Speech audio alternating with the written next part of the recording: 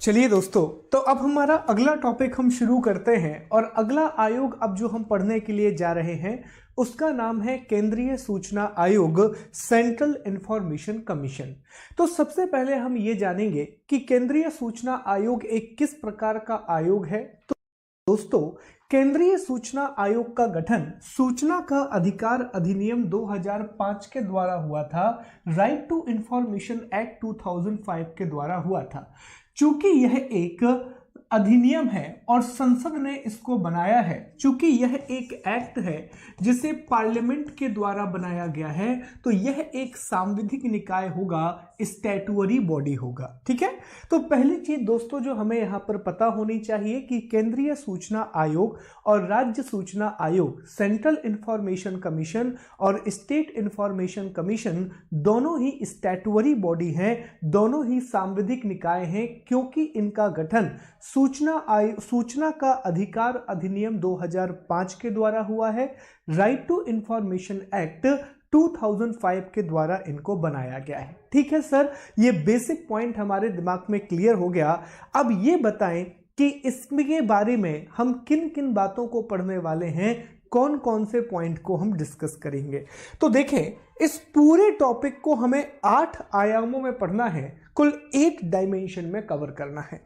सबसे पहले हम इसकी पृष्ठभूमि को पढ़ेंगे, फिर हम परिचय को पढ़ेंगे, फिर आयोग की संरचना को पढ़ेंगे, पदावधि और सेवा शर्तों को पढ़ेंगे, हटाने की प्रक्रिया पढ़ेंगे, आयोग के कार्य पढ़ेंगे, कुछ अन्य तथ्य पढ़ेंगे और राज्य सूचना आयोग की बात करेंगे, और स्टेट इंफॉर्मेशन कमीशन में भी मध्य प्रदेश सूचना आयोग को डिस्कस करेंगे, एमपी इंफॉर्मेशन कमीशन को हम डिस्कस करेंगे। तो चलिए सबसे पहले हम इसकी पृष्ठभूमि को डिस्कस करते हैं कि क्यों सूचना के अधिकार अधिनियम की आवश्यकता पड़ी और कैसे इसका गठन किया गया। अब 2-3 बातें बेसिक से समझना शुरू करते हैं। देखो, सबसे पहला शब्द यहां पर है सूचना। ठीक है, एक शब्द यहां पर है जिसका नाम है information. Okay, information. Sir, information का मतलब यहां पर क्या है? तो यहां पर सूचना का मतलब होता है सरकारी कार्य की सूचना। किसकी सूचना? सरकारी कार्य की सूचना, इंफॉर्मेशन ऑफ गवर्नमेंट वर्क। ठीक है सर, लेकिन ये क्यों जरूरी होती है? समझिए दोस्तों, देखिए, हमारा भारत दुनिया का सबसे बड़ा लोकतंत्र है। वी आर दी लार्जेस्ट और the biggest democracy of the world.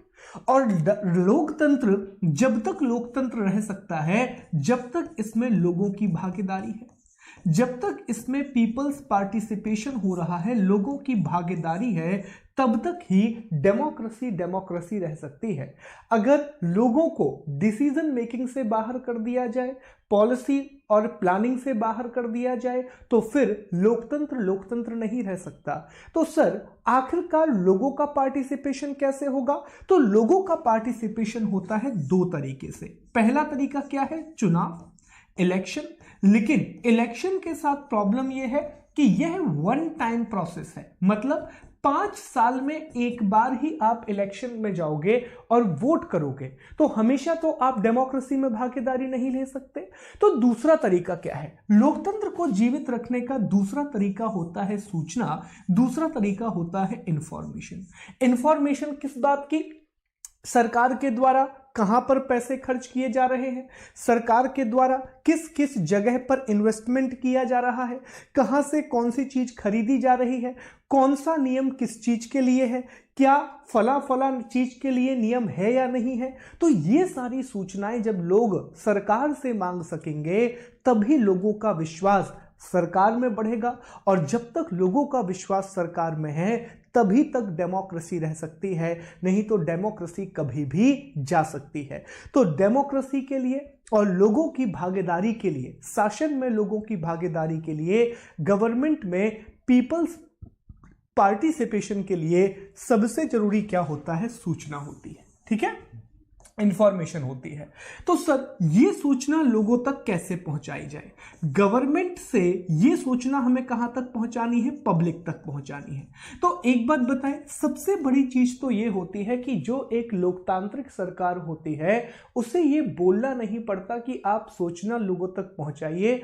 सबसे अच्छी लोकतांत्रिक सरकार वही है जिसका हर एक फैसला पारदर्शी होता है, जिसका हर एक डिसीजन में ट्रांसपेरेंसी होती है।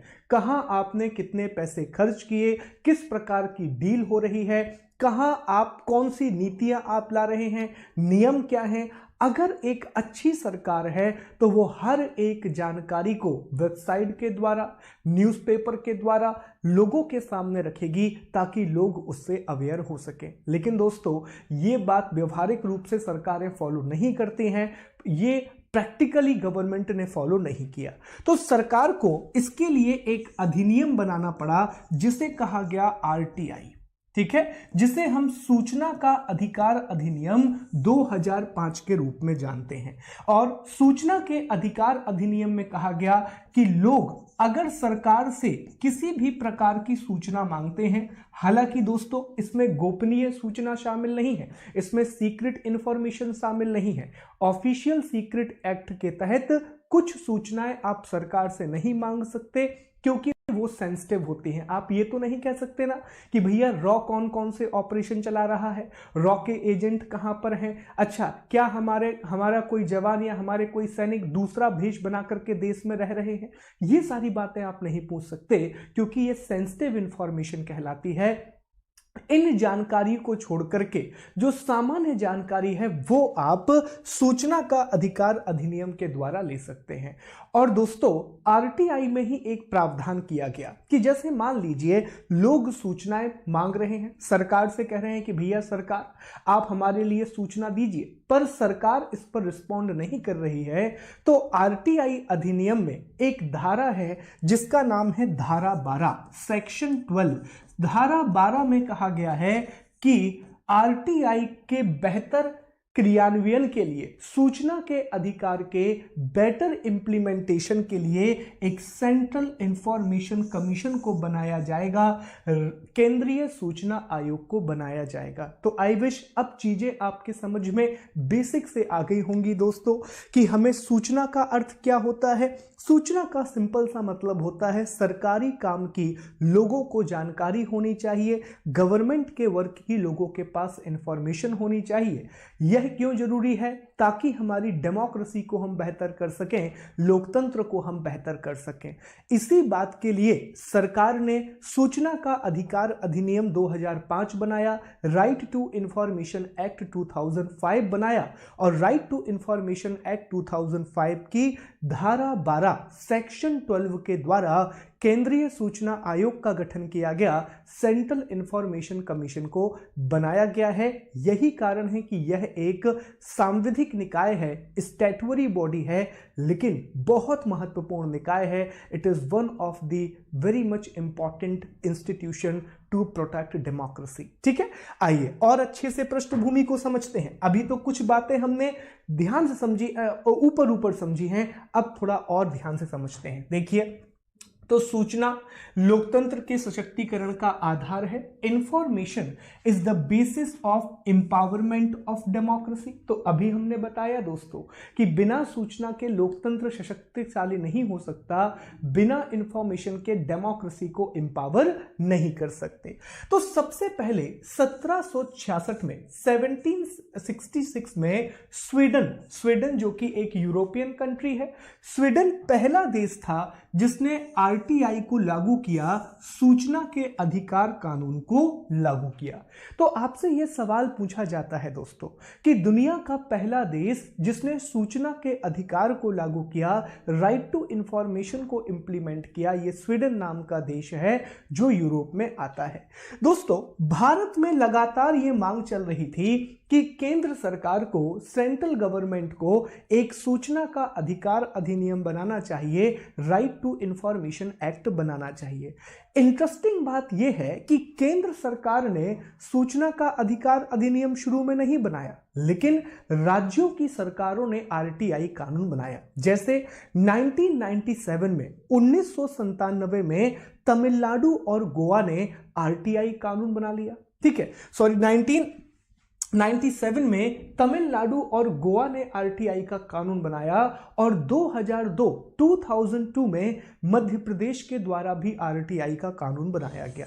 तो ये कुछ पंचायत की तरह हो रहा है कि केंद्र सरकार ने पंचायत को संवैधानिक दर्जा 73वें संविधान संशोधन के द्वारा दिया, 73rd कॉन्स्टिट्यूशन अमेंडमेंट के द्वारा दिया, लेकिन उससे पहले अलग अलग राज्यों ने अपने पंचायती राज संस्थानों को बना लिया था, अपने पंचायती राज इंस्टीट्यूशंस को बना लिया था। तो उसी प्रकार 1997 में तमिलनाडु और 2002 में मध्य सूचना के अधिकार को लागू किया गया, लेकिन ये राज्य सरकारों के द्वारा बनाए गए थे, स्टेट गवर्नमेंट के द्वारा बनाए गए थे।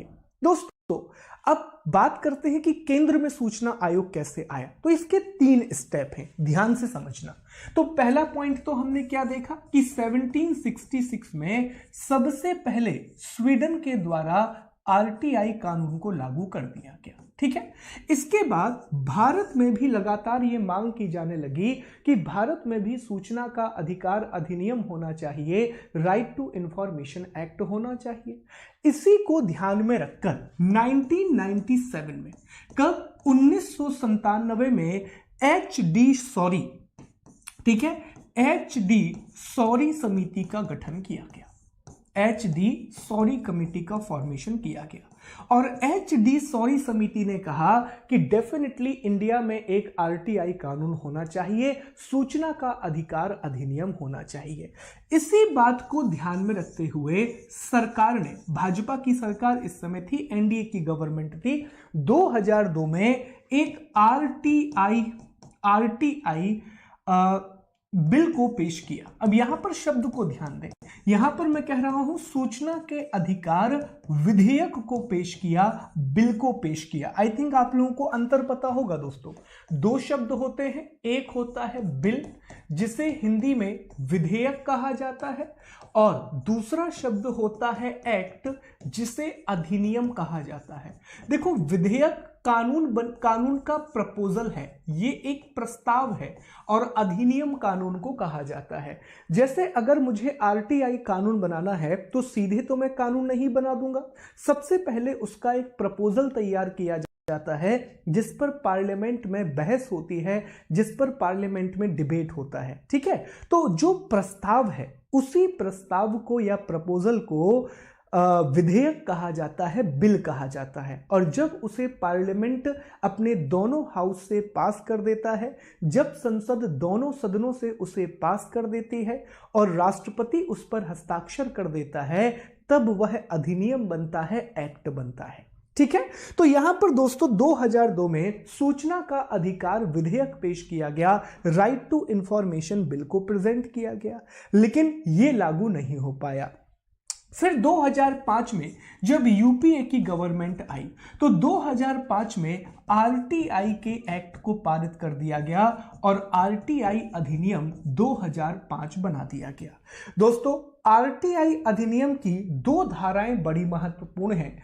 एक तो इसमें धारा 12 है, सेक्शन 12, और दूसरा इसमें एक धारा है जिसे कहा जाता है धारा 21, सेक्शन 21। ठीक है, धारा 12 में कहा गया है कि आरटीआई के बेहतर क्रियान्वयन के लिए केंद्रीय स्तर पर एक केंद्रीय सूचना आयोग होगा।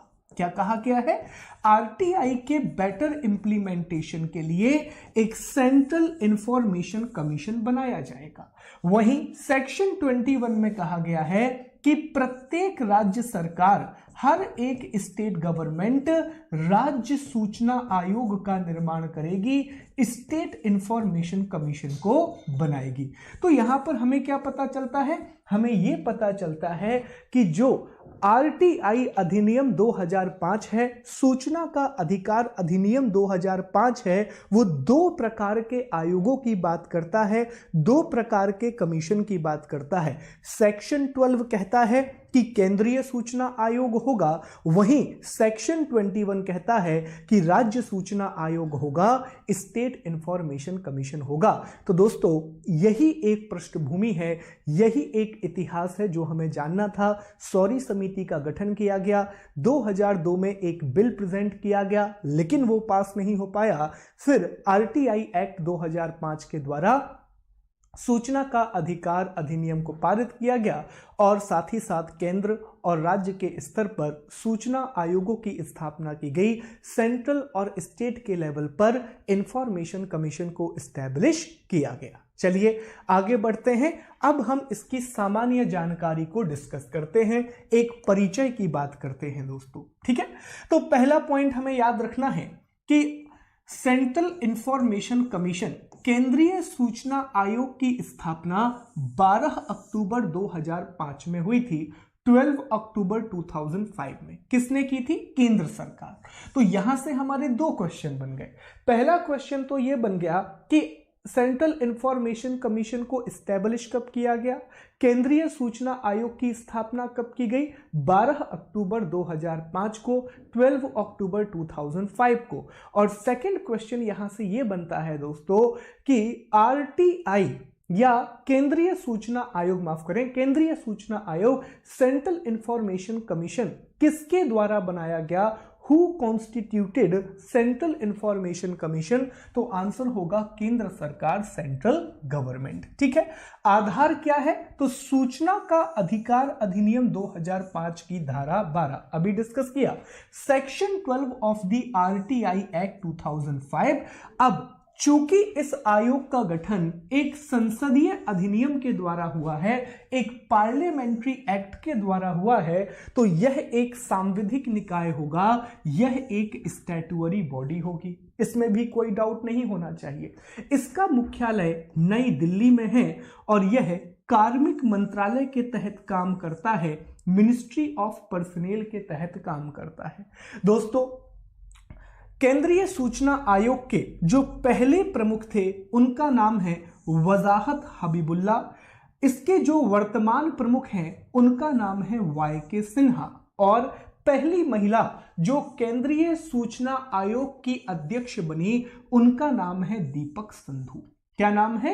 दीपक संधू। तो ये सामान्य जानकारी आपको याद रखना है और ये वो अब तक की लिस्ट है जो सूचना आयुक्त भारत के बने हैं। तो यहां भी आप देख सकते हैं कि पहले सूचना आयुक्त वजाहत हबीबुल्ला हैं, उसके बाद आप देखिए बीच में आपको दीपक संधू का नाम मिलेगा जो पहली महिला सूचना आयुक्त हैं, फर्स्ट विमेन इंफॉर्मेशन कमिश्नर हैं, और हाल में वाई.के. सिन्हा जो है दोस्तों वो भारत के वर्तमान सूचना आयुक्त हैं, इंडिया के प्रेजेंट इंफॉर्मेशन कमिश्नर हैं। ठीक है, तो ये बातें याद हो गई। प्रश्न क्या क्या बनेंगे? पहला प्रश्न, सेंट्रल इंफॉर्मेशन कमीशन का गठन कब किया गया? 12 अक्टूबर 2005। 12 अक्टूबर 2005 को फाउंड एस्टेब्लिशमेंट हुआ सेंट्रल इंफॉर्मेशन कमीशन। दूसरा प्रश्न आएगा, इसके पहले अध्यक्ष का नाम वजाहत हबीबुल्ला, इसके वर्तमान अध्यक्ष वाई.के. सिन्हा, पहली महिला अध्यक्ष दीपक संधू। और एक प्रश्न बनेगा कि इसकी प्रकृति क्या है, what is the nature of central information commission? तो आंसर कीजिएगा कि यह सांविधिक निकाय है, it is statutory body by section 12 of the RTI act 2005। ठीक है, तो यह सामान्य जानकारी हो गई जो हमें यहां पर याद रखना है। चलिए अगले पॉइंट पर चलते हैं। अब दोस्तों आयोग की संरचना, नियुक्ति और योग्यता को डिस्कस करेंगे, कमीशन के स्ट्रक्चर, अपॉइंटमेंट और एलिजिबिलिटी को डिस्कस करेंगे जो आरटीआई अधिनियम 2005 के सेक्शन 12 में दिया गया है, धारा 12 में दिया गया है। किसमें दिया गया है? सेक्शन 12 धारा 12 में दिया गया है। एक एक करके देखते हैं दोस्तों। संरचना, तो इसमें कहा गया है कि सेंट्रल इंफॉर्मेशन कमीशन केंद्रीय सूचना आयोग में एक मुख्य सूचना आयुक्त होगा, एक चीफ इंफॉर्मेशन कमिश्नर होगा और अधिकतम 10 सदस्य होंगे, मैक्सिमम 10 मेंबर होंगे। यहां पर एक बात याद रखें कि सदस्यों की संख्या के बारे में लिखा गया है मैक्सिमम नंबर, ये नहीं, एग्जैक्ट नंबर नहीं बताया गया है कि इतने सदस्य होने चाहिए। कहा गया है कि अधिकतम आप 10 रखते हैं, लेकिन अभी कितने हैं? तो अभी 6 हैं दोस्तों वर्तमान में। तो अगर देखो सवाल आएगा तो कैसे आएगा? सवाल बड़ा सिंपल सा आएगा, केंद्रीय सूचना आयोग में वर्तमान में कितने सदस्य हैं? How many members are there in central information commission at present? तो आंसर होगा 6। और दूसरा प्रश्न ये आ सकता है कि केंद्रीय सूचना आयोग में अधिकतम सदस्य कितने हो सकते हैं? मैक्सिमम मेंबर्स और maximum member that can take place in the central information commission. तो याद रखना अधिकतम 10 सदस्य हो सकते हैं, मैक्सिमम दोस्तों 10 मेंबर हो सकते हैं। ठीक है, ये पहली चीज आप याद रखेंगे। आगे बढ़े तो दूसरी चीज, इनकी नियुक्ति कौन करेगा? अर्थात चीफ इंफॉर्मेशन कमिश्नर और मेंबर्स को अपॉइंट कौन करेगा? तो ये राष्ट्रपति के द्वारा चयन समिति की सिफारिश पर नियुक्त किए जाते हैं। ठीक है, they are appointed by president but on the recommendation of selection committee. आपको याद है हमने मानव अधिकार आयोग पढ़ा था, मानव अधिकार आयोग में भी हमने यही देखा था कि नियुक्ति तो राष्ट्रपति करते हैं, अपॉइंट तो प्रेसिडेंट करते हैं, लेकिन चयन समिति की सिफारिश पर on the recommendation of selection committee. अब इसका मतलब भी समझाते हैं, पहले 2 मिनट समझिए इसको। इसमें कौन कौन है? तो इस चयन समिति के अध्यक्ष प्रधानमंत्री होते हैं। ठीक है, इसमें लोकसभा में विपक्ष का नेता होता है, leader of opposition in Lok Sabha होता है, और प्रधानमंत्री के द्वारा नामित एक केंद्रीय कैबिनेट मंत्री होता है कि union cabinet minister nominated by the prime minister. ठीक है, तो इनकी सिफारिश पर राष्ट्रपति के द्वारा सूचना आयुक्त की नियुक्ति की जाती है। अब 2 मिनट ध्यान से समझे इस बात को, क्या समझ में आया? ध्यान देना। तो पहली चीज तो हमें संरचना पता पड़ गई सर। सबसे पहले तो हमें स्ट्रक्चर पता पड़ गया।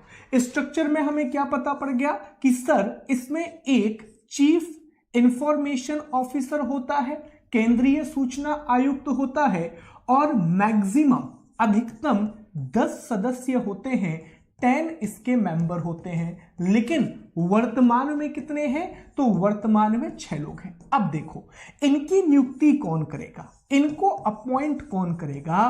तो इनकी नियुक्ति राष्ट्रपति करता है दोस्तों। कौन करता है? राष्ट्रपति। लेकिन राष्ट्रपति अपने आप से इनकी नियुक्ति नहीं करेगा। ऐसा नहीं है कि केंद्रीय कैबिनेट ने एक नाम दिया और राष्ट्रपति ने उसे नियुक्त कर दिया, नहीं, ऐसा नहीं होगा। राष्ट्रपति सिफारिश मांगेगा। किससे सिफारिश मांगेगा? राष्ट्रपति किससे मांगेगा भैया? राष्ट्रपति मांगेगा एडवाइस। ठीक है, एडवाइस या फिर रिकमेंडेशन, माफ करें, रिकमेंडेशन लेगा। किससे? तो समिति से लेगा, एक कमेटी से रिकमेंडेशन लेगा। इसे सिलेक्शन कमेटी कहा जाता है, इसे चयन समिति कहा जाता है। ठीक है सर। अब सर ये बताइए कि इस समिति में कौन कौन है, इस कमेटी में कौन कौन है? तो इसमें 3 लोग हैं दोस्तों। सबसे पहले इसमें भारत के प्रधानमंत्री हैं, जो इसके चेयरमैन हैं, जो इसके अध्यक्ष हैं। दूसरा, इसमें लोकसभा में लीडर ऑफ अपोजिशन है, लोकसभा में विपक्ष का नेता है, और एक कैबिनेट मंत्री है। एक कौन है इसमें? कैबिनेट मंत्री है, एक कैबिनेट मिनिस्टर है। सर ये कौन होगा? बहुत सारे कैबिनेट मंत्री होते हैं, तो ये कौन सा कैबिनेट मंत्री है? दोस्तों जिसे प्रधानमंत्री के द्वारा नामित किया जाएगा वो कैबिनेट मंत्री यहां पर होगा। जिस किसी भी कैबिनेट मिनिस्टर को प्राइम मिनिस्टर के द्वारा नॉमिनेट किया जाएगा वो यहां पर होगा। जैसे मान लीजिए कि अभी हमें विपक्ष केंद्रीय सूचना आयोग का चुनाव करना है, सेंट्रल इंफॉर्मेशन कमिश्नर को हमें चुनना है। तो इसमें क्या हो जाएगा कि प्राइम मिनिस्टर ने कहा कि भैया हम अमित शाह को क्या बनाना चाहते हैं, इसका सदस्य बनाना चाहते हैं, तो अमित शाह जी को सदस्य बना दिया जाएगा इनकी रिकमेंडेशन पर। ठीक है, तो 3 लोगों की ये कमेटी प्रेसिडेंट के पास रिकमेंडेशन भेजेगी और उसी की रिकमेंडेशन पर प्रेसिडेंट सेंट्रल इंफॉर्मेशन कमिश्नर और अदर इंफॉर्मेशन कमिश्नर को अपॉइंट करेंगे। ठीक, ये बात याद रखना। ओके। और इसमें हाल ही में एक संशोधन यह किया गया था कि अगर विपक्ष का नेता नहीं है तो जो भी सबसे बड़ी पार्टी का नेता होगा लोकसभा में वो क्या बन जाएगा, समिति का सदस्य बन जाएगा। वो उतनी इंपॉर्टेंट बात नहीं है, पढ़ लीजिएगा। चलिए आगे बढ़ते हैं। फिर योग्यताओं की बात की गई है, एलिजिबिलिटी को डिस्कस किया गया है। यह कहा गया है कि जो भी चीफ इंफॉर्मेशन कमिश्नर बनेगा या उसका सदस्य बनेगा तो उसे विधि का ज्ञान हो, विज्ञान, प्रौद्योगिकी, समाज सेवा, पत्रकारिता, प्रशासन, जनजीवन का अनुभव या जनसंपर्क विभाग का अनुभव होना चाहिए। ऐसा व्यक्ति जिससे या तो लॉ की इंफॉर्मेशन हो, साइंस की information, technology, social service, management, journalism और पब्लिक रिलेशनशिप से जुड़ा हुआ हो। तो इनमें से अगर कोई भी क्राइटेरिया पूरा हो रहा है, इतने सारे क्राइटेरिया दिए गए हैं, इनमें से अगर कोई भी क्राइटेरिया पूरा हो रहा है तो उस व्यक्ति को चीफ इलेक्शन कमिश्नर बनाया जा सकता है, केंद्रीय सूचना आयुक्त बनाया जा सकता है या उसका सदस्य बनाया जा सकता है, मेंबर बनाया जा सकता है। बस एक कंडीशन यहां पर लगाई गई है कि जो भी व्यक्ति चीफ इलेक्शन कमिश्नर बनेगा या उसका मेंबर बनेगा उससे संसद या राज्य विधायिका या किसी और लाभ के पद पर नहीं होना चाहिए। वो किसी और प्रॉफिटेबल पोस्ट को ओन नहीं करेगा, वो सिर्फ और सिर्फ एक ही काम करेगा। तो ये कंडीशन यहां पर लगाई गई है दोस्तों। अगली चीज है कि आयोग का मुख्यालय कहां पर होगा, तो इसका हेडक्वार्टर न्यू दिल्ली में होगा, नई दिल्ली में इसका मुख्यालय होगा। ठीक है, तो धारा 12 में हमें काफी सारी बातें पता पड़ गई दोस्तों। 12 से हमें क्या क्या पता पड़ गया, तो धारा 12 से सबसे पहली बात तो सेंट्रल इंफॉर्मेशन कमीशन का गठन किया जाएगा और ये गठन कौन करेगी, केंद्र सरकार करेगी, सेंट्रल गवर्नमेंट करेगी। दूसरा, हमें सेंट्रल इंफॉर्मेशन कमीशन के स्ट्रक्चर के बारे में पता पड़ गया, संरचना पता पड़ गई, 1 और मैक्सिमम 10। तीसरा, हमें यह पता पड़ा कि इनकी नियुक्ति कैसे की जाएगी, तो इन्हें राष्ट्रपति के द्वारा नियुक्त किया जाएगा एक सिलेक्शन कमेटी की रिकमेंडेशन पर, जिसमें 3 लोग शामिल हैं, prime minister, cabinet minister and leader of opposition. अगर विपक्ष का नेता नहीं है, जैसा कि अभी हम देख पा रहे हैं कि लीडर ऑफ अपोजिशन शामिल नहीं है क्योंकि पार्टी के पास 55 सीटें नहीं हैं, तो अगर लीडर ऑफ अपोजिशन नहीं है तो जो भी संसद में या लोकसभा में, माफ कीजिए, लोकसभा में जो सबसे बड़े दल का नेता होगा उसे इसका सदस्य बना दिया जाएगा। तो नियुक्ति हो जाएगी। नियुक्ति के बाद अगर हम आगे चलें तो इसके मुख्यालय के बारे में बात की गई है और 5वीं बात योग्यता के बारे में की गई है, क्वालिफिकेशन के बारे में की गई है। लाभ के पद पर नहीं होना चाहिए, बाकी चीजें कोई दिक्कत नहीं करेगी। चलिए दोस्तों, तो अब हम केंद्रीय सूचना आयुक्त और अन्य सूचना आयुक्तों की पद अवधि और सेवा शर्तों की बात करते हैं, टेन्योर और सर्विस कंडीशन को डिस्कस करते हैं। देखिए यहाँ पर एक छोटा सा चेंज है। वो चेंज ये है कि सूचना का अधिकार अधिनियम 2005 में, आरटीआई 2005 में, 2019 में अभी एक संशोधन किया गया, अमेंडमेंट किया गया और उस अमेंडमेंट के बाद इसी हिस्से को बदला गया है, इसी पार्ट को चेंज किया गया है। तो ध्यान से इस बात को सुनिएगा कि अध्यक्ष और सदस्यों की जो पद अवधि और वेतन है, चीफ इलेक्शन कमिश्नर और अदर इलेक्शन कमिश्नर, माफ कीजिए, चीफ इंफॉर्मेशन कमिश्नर और अदर इंफॉर्मेशन कमिश्नर के जो भी टेन्योर है वो केंद्र सरकार के द्वारा निर्धारित की जाएगी, सेंट्रल गवर्नमेंट के द्वारा डिसाइड की जाएगी। तो केंद्र सरकार ने 24 अक्टूबर 2019 को, क्योंकि कार्मिक मंत्रालय के अंतर्गत CIC आता है, तो मिनिस्ट्री ऑफ पर्सनल ने एक नोटिफिकेशन जारी किया और उसमें यह बताया कि अध्यक्ष और सदस्य की पद अवधि 3 सालों की होगी। याद रखना दोस्तों, ये संशोधन के बाद हुआ है, अमेंडमेंट के बाद हुआ है।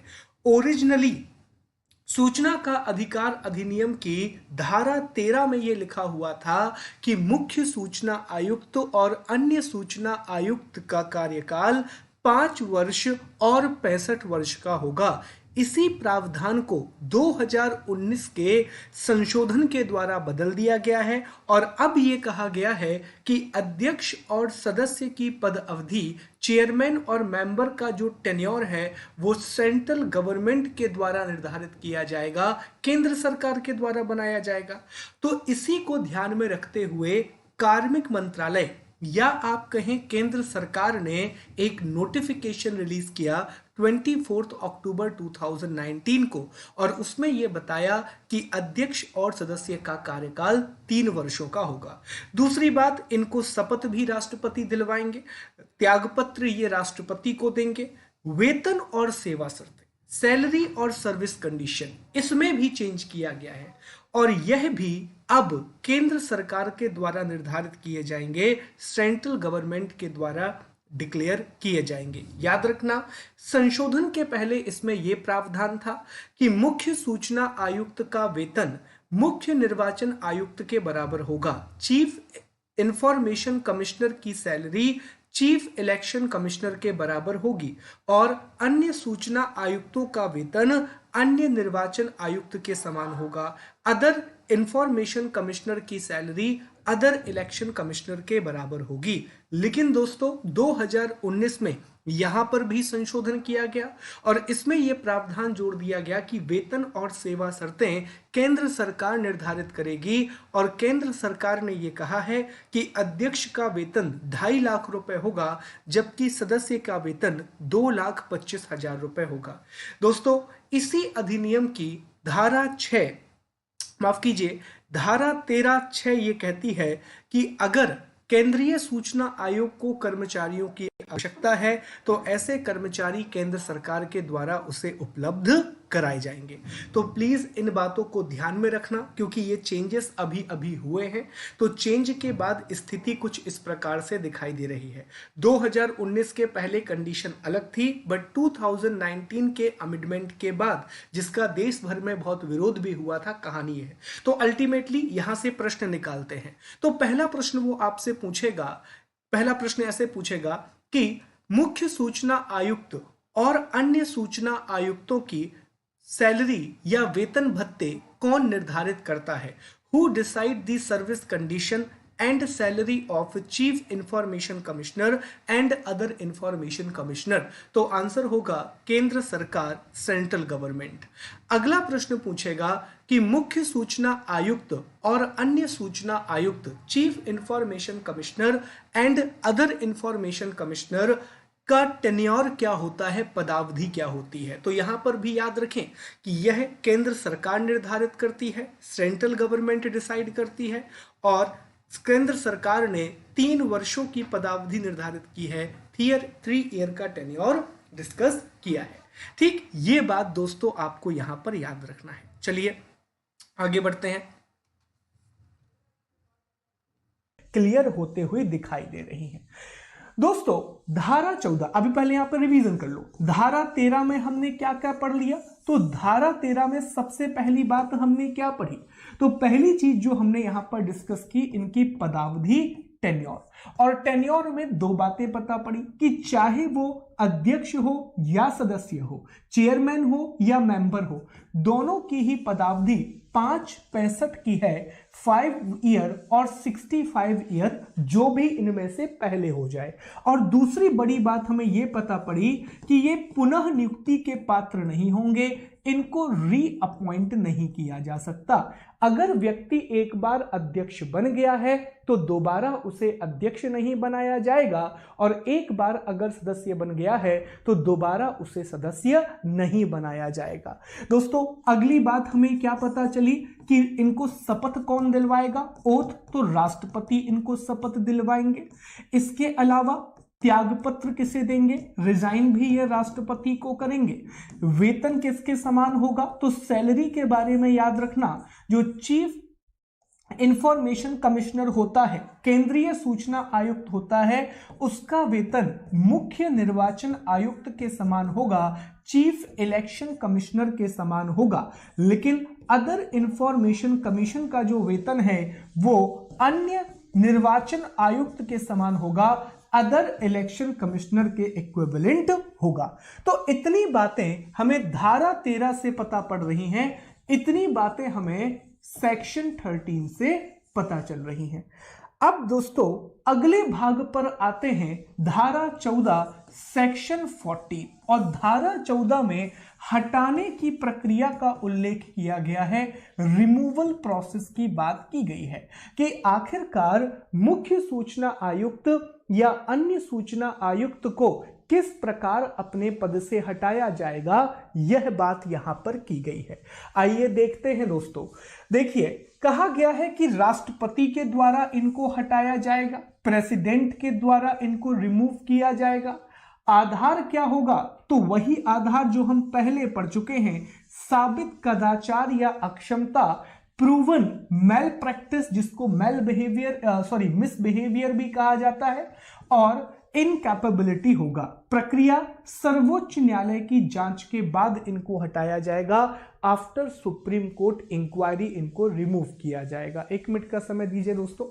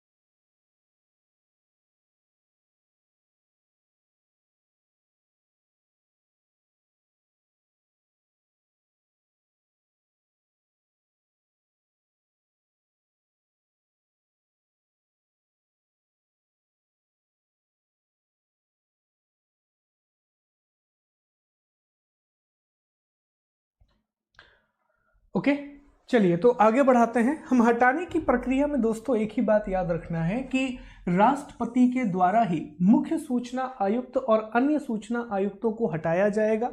हटाने का आधार साबित कदाचार और अक्षमता होगा, प्रूव्ड मिसबिहेवियर, और दूसरा इनकैपेबिलिटी, और इनको सर्वोच्च न्यायालय की जांच के बाद हटाया जाएगा। यहां पर यह शब्द याद रखना होता है कि सर्वोच्च न्यायालय की तरह नहीं हटा रहे हैं, हम सिर्फ सर्वोच्च न्यायालय से इंक्वायरी कराएंगे, सुप्रीम कोर्ट से इंक्वायरी के बाद रिमूव कर दिया जाएगा। हटाने के दूसरे आधार भी हैं, जैसे अध्यक्ष या सदस्य दिवालिया हो जाए, मतलब वो बैंकरप्ट हो जाए, वो किसी अपराध के लिए उसको पनिशमेंट मिल जाए, ठीक है, दूसरी और कोई जॉब करने लगे जिसमें उसे वेतन मिल रहा हो, मानसिक या शारीरिक अक्षमता आ जाए, फिजिकल या मेंटल डिसेबिलिटी आ जाए, या ऐसी वित्तीय या सीधी बात है किसी भ्रष्टाचार या करप्शन में लिप्त हो जाए।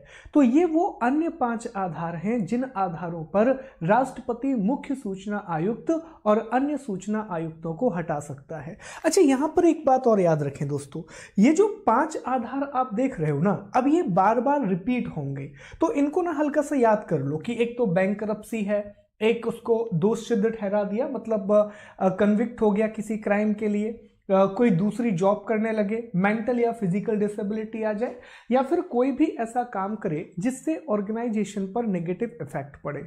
अगर ये ऐसा कोई भी काम करता है तो फिर अध्यक्ष या सदस्य को हटाया जा सकता है, ठीक है। और हटाएगा कौन? राष्ट्रपति। ये भी याद रखने की बात है। तो धारा 14 में हटाने की प्रक्रिया की बात की गई है, प्रोसेस ऑफ रिमूवल की बात की गई है। अब हम आयोग के कार्य और शक्तियों को पढ़ने वाले हैं, फंक्शंस और and powers of information commission की बात करेंगे। अच्छा, इसमें क्या हो रहा था कि एक पीपीटी में चीजें सही नहीं आ रही थी, तो यहां मैंने हिंदी में लिख दिया है और अगली पीपीटी में सारी चीजें इंग्लिश में दी हुई हैं। तो जितने भी दोस्त इंग्लिश मीडियम वाले हैं परेशान मत होइएगा, पीपीटी में ये पूरा का पूरा कंटेंट अवेलेबल है। तो कार्यों में आप देखें तो सबसे पहले तो शिकायतों की जांच करता है। कौन कौन सी शिकायतों की जांच करता है, कौन कौन सी कंप्लेंट को इन्वेस्टिगेट करता है, यहां पर देखें दोस्तों। तो अगर किसी भी व्यक्ति ने आरटीआई अधिनियम के तहत किसी भी सरकारी विभाग से, किसी भी गवर्नमेंट डिपार्टमेंट से कोई सूचना मांगी, कोई इंफॉर्मेशन मांगी और डिपार्टमेंट ने वो इंफॉर्मेशन देने से मना कर दिया, तो इस बात की शिकायत आप केंद्रीय सूचना आयोग में कर सकते हैं, सेंट्रल इंफॉर्मेशन कमीशन में कर सकते हैं। दूसरा ये है कि आरटीआई अधिनियम एक समय सीमा निर्धारित करता है, टाइम लिमिट फिक्स करता है कि पर्टिकुलर टाइम ड्यूरेशन में एक सूचना व्यक्ति को दी जानी चाहिए, और अगर उस टाइम ड्यूरेशन में, उस समय सीमा में वो सूचना व्यक्ति को नहीं दी जाती तो इस मामले की शिकायत भी केंद्रीय सूचना आयोग में की जा सकती है और आयोग इस बात की जांच करेगा। तीसरी चीज, सूचना अपूर्ण है, भ्रामक है और गलत है। और दूसरी बात यह है कि अभिलेखों तक पहुंच नहीं बन पा रही है, और ऐसा करने के लिए न्यायालय को सिविल न्यायालय की शक्तियां दी गई हैं, आयोग को सिविल कोर्ट की पावर दे दी गई है। और अब मुझे नहीं लगता कि सिविल कोर्ट वर्ड को समझाने की जरूरत है, क्योंकि शुरुआत से हम ये पढ़ते आ रहे हैं सिविल जो दीवानी न्यायालय होता है, सिविल कोर्ट पावर्स होती हैं, उसमें आप किसी को भी समन कर सकते हैं, बुला सकते हैं, किसी डॉक्यूमेंट को बुला सकते हैं, ये सारी चीजें इसमें निकल करके आती हैं। तो केंद्रीय सूचना आयोग, जैसा कि शुरू में मैंने आपको बताया था कि यह आयोग बनाया ही गया था ताकि आरटीआई का बेटर इंप्लीमेंटेशन हो सके, सूचना के अधिनियम का बेहतर क्रियान्वयन हो सके।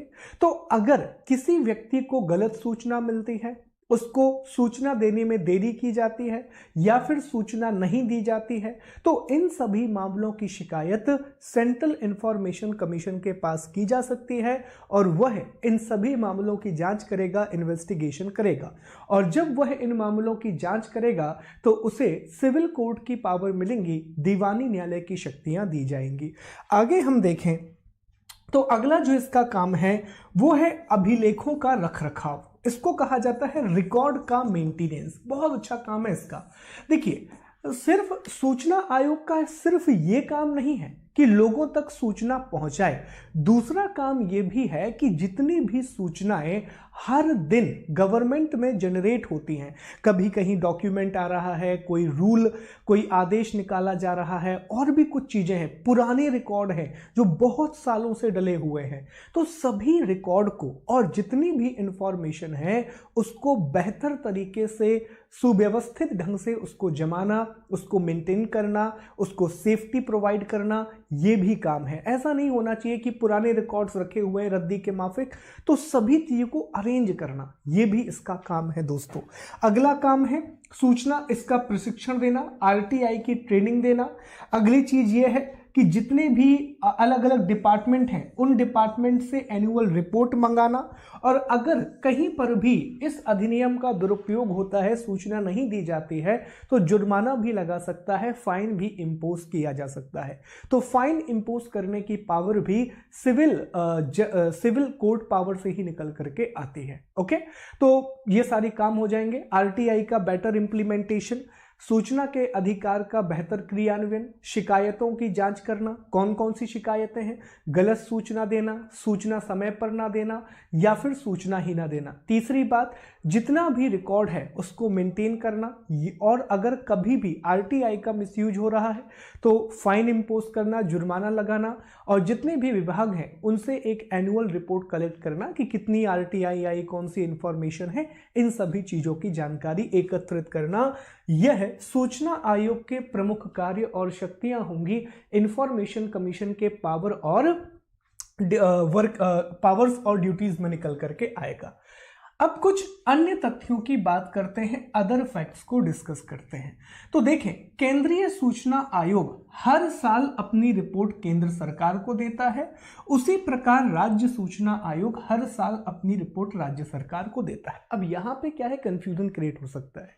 कंफ्यूजन ये हो सकता है कि जब हमने मुख्य सूचना आयुक्त और सदस्यों की बात की, चीफ इंफॉर्मेशन कमिश्नर और अदर इंफॉर्मेशन कमिश्नर को डिस्कस किया, तो इनको अपॉइंट, रेजिग्नेशन और रिमूवल, नियुक्ति, त्यागपत्र और हटाना, ये तीनों काम राष्ट्रपति के द्वारा किए जा रहे हैं। लेकिन दोस्तों, ये अपनी रिपोर्ट केंद्र सरकार को देगा और राज्य सूचना आयोग अपनी रिपोर्ट राज्य सरकार को देगी। ये पॉइंट याद रखना है। दूसरी बात यह है कि अगर सेंट्रल इंफॉर्मेशन कमीशन या स्टेट इंफॉर्मेशन कमीशन से जुड़ा हुआ कोई रूल है, जैसे कि किस प्रकार से ये अपना काम करेंगे, जो डेली गवर्नेंस के रूल होते हैं, डेली एडमिनिस्ट्रेशन के रूल होते हैं, तो दोस्तों केंद्रीय सूचना आयोग के लिए ये नियम केंद्र सरकार बनाएगी, जबकि राज्य सूचना आयोग के लिए ये नियम राज्य सरकार बनाएगी। ये चीज भी आपको याद रखना है। तो पूछा जा सकता है कि केंद्रीय सूचना आयोग के जो प्रशासनिक नियम होते हैं वो कौन बनाता है, एडमिनिस्ट्रेटिव रूल्स कौन बनाता है, तो सेंट्रल गवर्नमेंट बनाती है और सेंट्रल गवर्नमेंट को ही ये अपना प्रतिवेदन देते हैं या फिर रिपोर्ट देते हैं। इंपॉर्टेंट फैक्ट है दोस्तों, याद रखिएगा। चलिए आगे बढ़ते हैं। अब राज्य सूचना आयोग को डिस्कस कर लेते हैं। स्टेट इंफॉर्मेशन कमीशन के बारे में कुछ बात कर ले।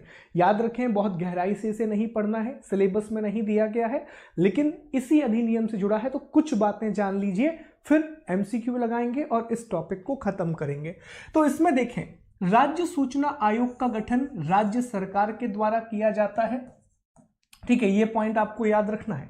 इसकी संरचना, इसमें एक अध्यक्ष होता है और अधिकतम 10 सदस्य होते हैं, मैक्सिमम 10 मेंबर होते हैं। इनकी नियुक्ति राज्यपाल के द्वारा एक चयन समिति की सिफारिश पर की जाती है, on the recommendation of selection committee.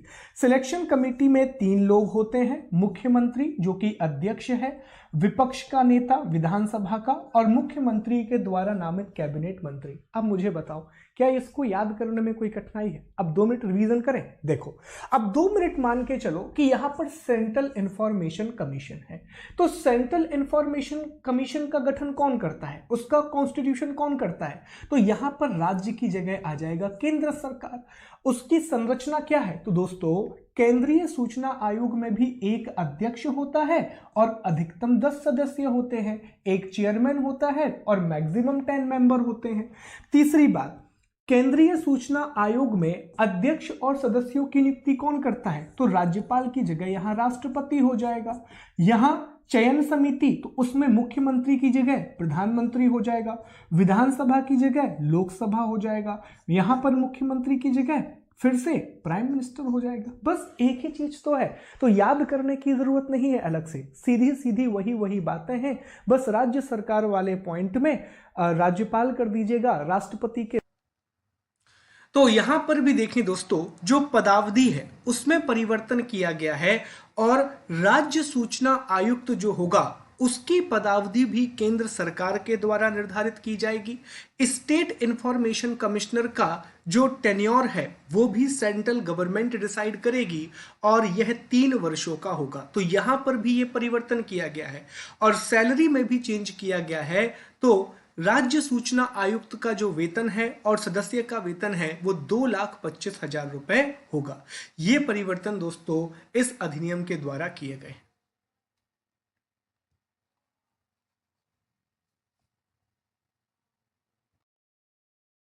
Madhya Pradesh सूचना आयोग का गठन 22 अगस्त 2005 को किया गया था। यह भी आरटीआई अधिनियम 2005 के द्वारा किया गया था।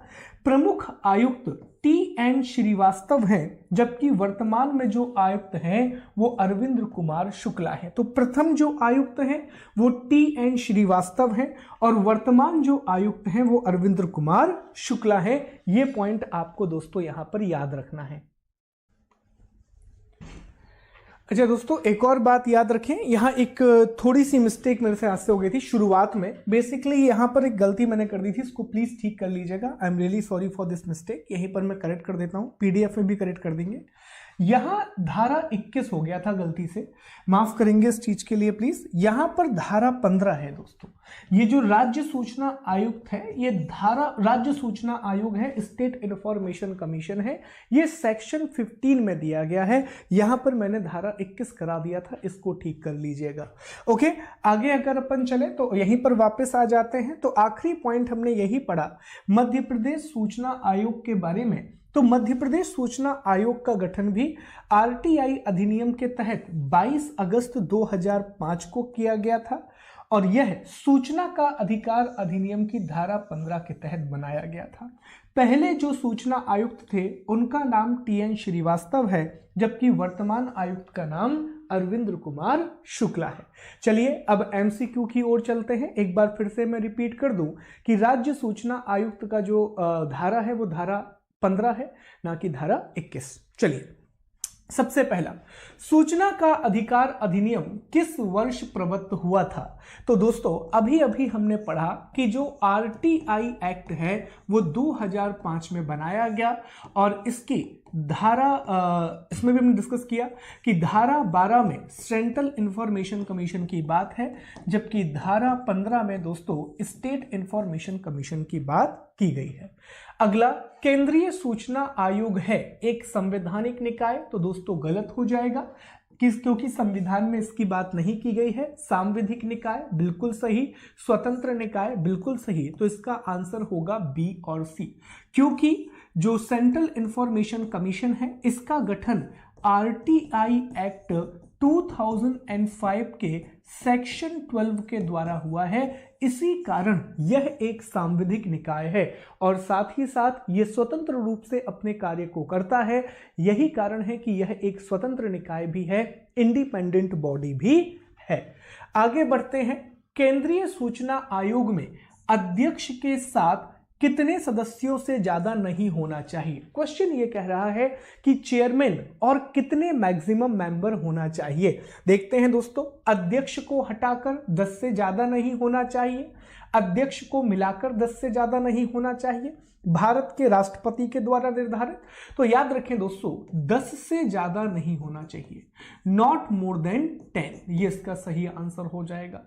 ठीक है, आयोग के अध्यक्ष और सदस्यों की पदावधि कितनी होती है? तो हमने पढ़ा था 5 वर्ष या 65 वर्ष। कितनी होती है? 5 वर्ष या 65 वर्ष। केंद्रीय सूचना आयोग के अध्यक्ष और सदस्य पुनः नियुक्ति के पात्र नहीं होते।